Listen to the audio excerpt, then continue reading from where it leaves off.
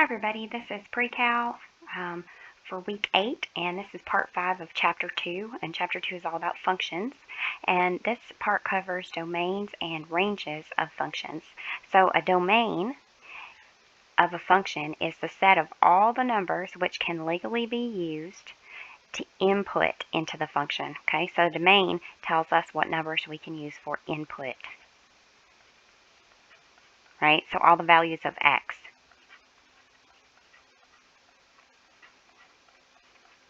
Okay, so find the domain of the function 6 over x plus 3. So the only input which could give us any troubles would be negative 3. So if we put negative 3 where this x is, negative 3 and positive 3, all that would come out to 0. We would have 6 over 0, and we can't have 0 on the bottom of a fraction, right? So the only number we can't use there would be negative 3. And if we wrote that in interval notation, which you're going to have to do on your homework, so hopefully you guys remember how to do this, it's going to be all the numbers leading up to negative 3 and all the numbers that are greater than negative 3. So if we wrote that in the old way that we did it last year, we would say x is less than or equal to negative 3, right? And x would be everything that was, no, not equal to, just less than. Whoopsie. Okay, so we would say, whoops, hit the wrong button on that one, cancel. We would say x could be less than negative 3, or x could be greater than negative 3. It can't be equal to negative 3. Cannot be equal to negative 3. And to write that in interval notation, remember we're going to do a union of two sets. One set is all of our negative infinity up to negative 3, and that's being union with all of our negative 3 up to infinity. And if these are rounded brackets, then it means that it does not include, it's not equal to the number. All right, find the domain of f of x equals 2x minus 10. We're not allowed to take the square root of a negative number, so if x is a number in the domain of f, then 2x minus 10 will have to be greater than or equal to 0. So we want all this to be a positive number, so we're going to say 2x minus 10 is greater than or equal to 0, because it has to be positive, right? And then we just solve the same way we've been solving inequalities. So plus 10 on that side, and we would get 2x is greater than or equal to 10, and then we would divide by 2, and we would get x is greater than or equal to 5. Okay, so the domain of f of x is all numbers that are greater than or equal to 5. In interval notation, it looks like this. And remember, we've got this squared bracket on this side, right? Because that means greater than or equal to. Okay, so if I wrote that this way, I could say x is greater than or equal to 5. This way, I would write a squared bracket with my 5. And then everything more than that, so infinity that way. And infinity always gets a rounded bracket. Sometimes a function comes with a specified domain. For example, suppose f is the function which calculates your income tax when you input your income from last year. The domain of the function would be all positive numbers because the government hasn't yet thought of taxing negative income. So like if you lost money, they're not going to tax you on that. A function with a specified domain is usually written like this. And then here's our specified domain. So x has to be greater than $1,000. In this case, the domain of f of x is 1,000 to infinity. So you're not going to get charged tax on anything that was less than $1,000. It only works if it's more than $1,000 with that domain. Find the domain of f of x equals 5x squared minus 6x plus 1. Any numbers at all can be used as input into this function, so the domain is all real numbers. So ones like this, we can use anything. The only thing we've got to be careful of is, remember, if it's on the bottom of a fraction, so if you've got a fraction with x on the bottom, it has to be not 0, okay? And then if you've got x inside of a square root symbol anywhere, then it has to be greater than, it has to be positive, so greater than or equal to 0. I'm just going to write positive.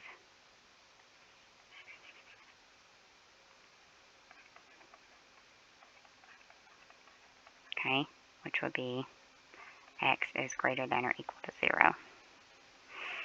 All right. It is worth noting that the domain of any polynomial function is a real, It is worth noting that the domain of any polynomial function is all real numbers, and the domain of a rational function is all real numbers except those in which case the denominator is equal to 0. So basically what I just said up here, if you see a polynomial like this, it's going to be all real numbers. Okay? If it's on the bottom of a fraction, any number on the top can't be 0.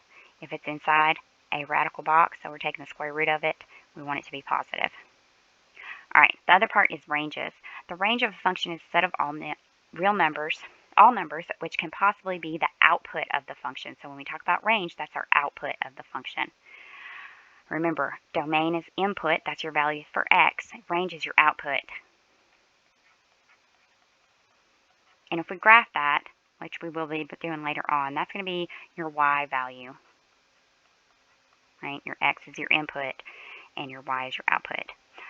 The procedure for finding the range of a given function is sometimes less clear-cut than the procedure for finding the domain. Here are some examples. Find the range of the function f of x equals 2x, the square root of 2x minus 10 minus 5. Remember that the radical sign always reflects a positive square root. Therefore, that has to be at least 0. So all that right there is going to be 0 or more. Okay. Since the function subtracts 5 from the square root, the output must be at least a negative 5. So if we had 0 minus 5, we would get negative 5. So the output is going to be anything that is over negative 5. So f of x is greater than or equal to negative 5. And we write that with a square bracket and our negative 5. And then infinity for everything greater than that. And infinity always gets a rounded bracket. And that's going to be our range. So range tells us what, not what x equals, but what the function's going to equal after you plug x in. Find the range of this function. So 5 minus, okay, the absolute value of 2x minus 10. That means this is going to have to be positive, whatever comes out of there, because only positive numbers can come out of an absolute value. The absolute value of anything is at least 0. Thus, we are subtracting at least 0 from 5. Okay, so 5 minus 0 is going to equal 5, right? So all of the numbers, the number cannot be greater, let's see. Thus, we are subtracting at least 0 from 5, and the answer cannot be greater than 5, right? So whatever it is that's over here is a positive number getting subtracted from 5. So it could be 5 minus 1, 5 minus 2, right? Because it has to be just positive numbers. There can be no negative numbers. That means that all of our answers for f of x right here have to be greater than 5. So f of x is greater than or equal to 5. So we put in 0, we will get 5. And to write that interval notation, we want all the numbers that are, wait, did that the wrong way. It's less than 5, everything less than 5. So less than 5, and then 5, and we're including the 5 in there because it's greater than or equal to, lesser than or equal to. Right, because no matter, as this part goes higher, above 0, right, being subtracted from 5, so our answer goes lower, right? So that would be 5, minus 1 would be 4, minus 2 would be 3, right? And it'll keep going down until it gets into negative numbers as an output. All right, find the range of the function f of x equals 12 over x plus 7. It is an important fact that a function cannot be 0 unless the numerator, a fraction cannot be 0 unless the numerator is 0. Okay, so we cannot have, again, we can't have 0 on the bottom, right? We can have 0 on the top, but we can't have 0 on the bottom, right? Our numerator is not 0. Our top is not 0. So that means that this whole answer to that cannot be 0. Cannot equal 0. Since the function value is a fraction with a numerator of 12, no value of x can cause the value of the function to be 0. On the other hand, if you choose any number other than 0 and set that equal to the number you choose, you can solve the equation for x, right? So we could choose any number like 12 over x plus 7 equals 4, right? And then we could solve and find a value for x. That means the value you choose is in the range of f of x. The range is all the numbers except 0. So the only one that would mess us up is 0, right? Because this can't equal 0 because 12 is on the top. So if you have a number on the top, it cannot equal 0, and your x is on the bottom.